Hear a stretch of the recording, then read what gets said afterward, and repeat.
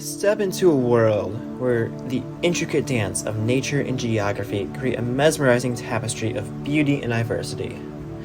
In this shorts documentary, we invite you to immerse yourself in the rich geography that shapes not only the physical contours of the land, but also the people who live in this state. Nestled in the northeastern corner of the United States, Maine is a state written in the granite cliffs that guard the coast, the pristine lakes that mirror the heavens, and the meandering rivers that carve through the heart of verdant forests. Let's unravel Maine's geography, from its rugged coast to its desolate mountains. Maine's history is a blend of Native American heritage, European exploration, and eventual statehood. Indigenous tribes inhabited the region before European contact. Afterwards, the French and English influences competed for dominance in the state up to the 17th century. Strategic in the American Revolution, due to its maritime trade, Maine became a state in 1820 due to the 1820 Compromise. The 19th century brought economic growth through shipbuilding and textiles on the southern coast. Maine's 20th century transition embraced tourism and technology, reflecting its ongoing adaptability and enduring connection. So why don't we get started with how Maine is really divided up? You can really divide Maine up into three different sections: the southern counties, the northern counties, and the eastern counties. And by counties, I just mean general region.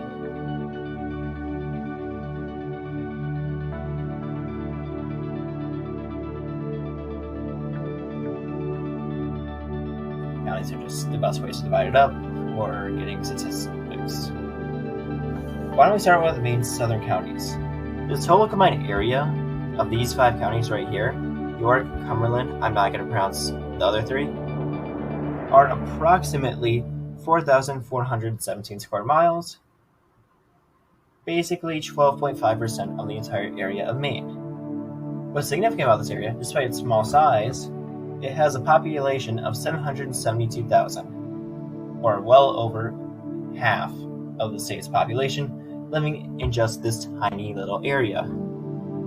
Meanwhile, you go to the northern counties, and you see that they have a population of only 200,000, just a little over, while having a combined area of 18,000 people. Basically, making it take up well over half the area,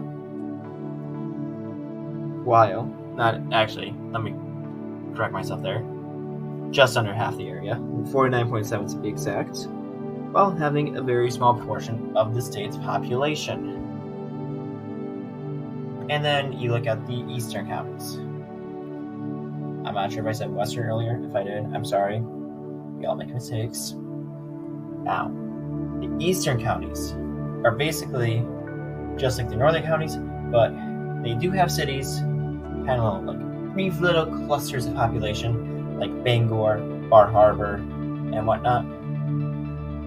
So they're kind of in the middle of these two population densities. And let's go over the population densities of these two areas on the left here. I did not calculate one on the right because it's not relevant. Now, we look at the southern counties. They have a population density of approximately 219.3 people per square mile, approximately the density of Kuwait, which is a city-state in the Middle East. And then we look at the northern part, and they have approximately 12 people per square mile, equivalent to the density of Canada. So why is population in this state so lopsided?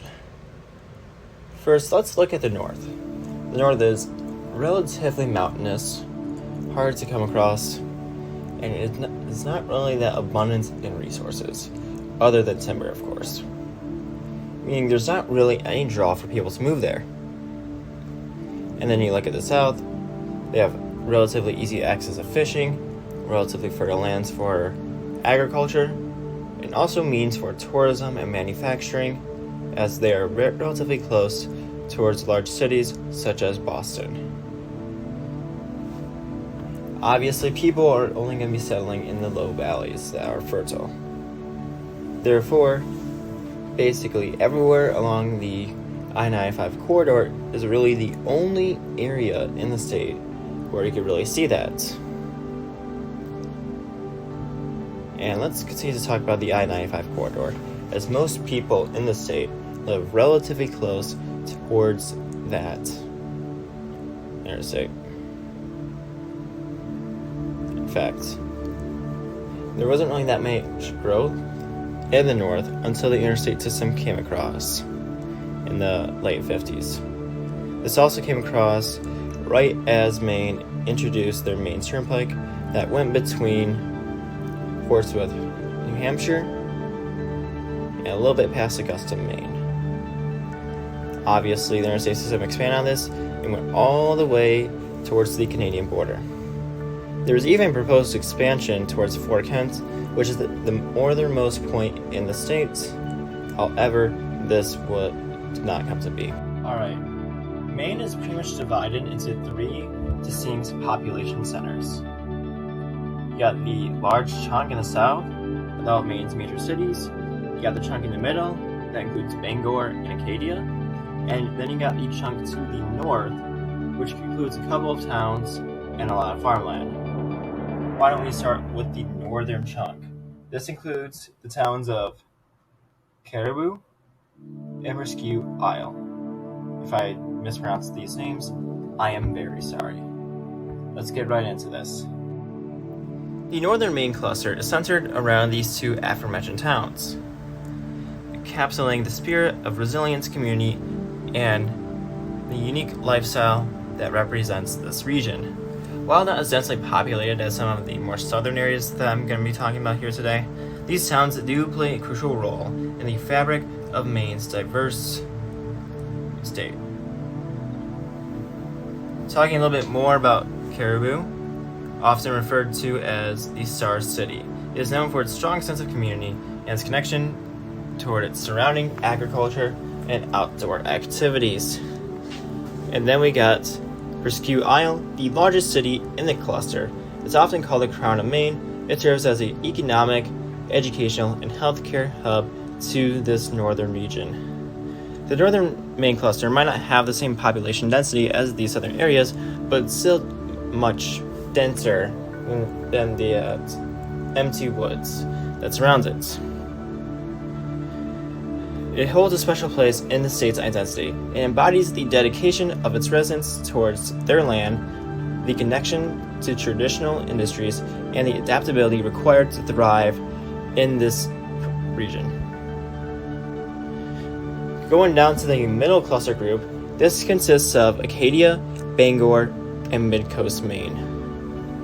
The middle cluster group encompasses a diverse range of landscapes, economic activities, and cultural offerings. While each area within this group is relatively unique, they collectively contribute towards the state's identity and offer a mix of natural beauty, educational opportunities, and economic vitality. Starting with Acadia, it stretches along the stunning coastline of Maine. The Acadia and Down East region is a magnet for those seeking coastal charm and outdoor activities. Nationally known for the national park there, this area is pretty much the major tourist hotspot in the state. Moving up north towards Bangor, it is positioned at the crossroads of major highways. And by crossroads, I mean it's just on 95. Bangor is a regional center for commerce, education, and healthcare. It's also very well known for being the location of every Stephen King book. Going down to Mid-Coast Maine, this region stretches along the coast from the cities of Rockland to Camden, and encompassing charming towns that thrive on a mix of maritime history and natural beauty. Collectively, the middle cluster group reflects on a diverse range of economic activities. Acadia and Down East rely heavily on tourism as visitors are drawn towards the national park's hiking trails, scenic views, and coastal splendor.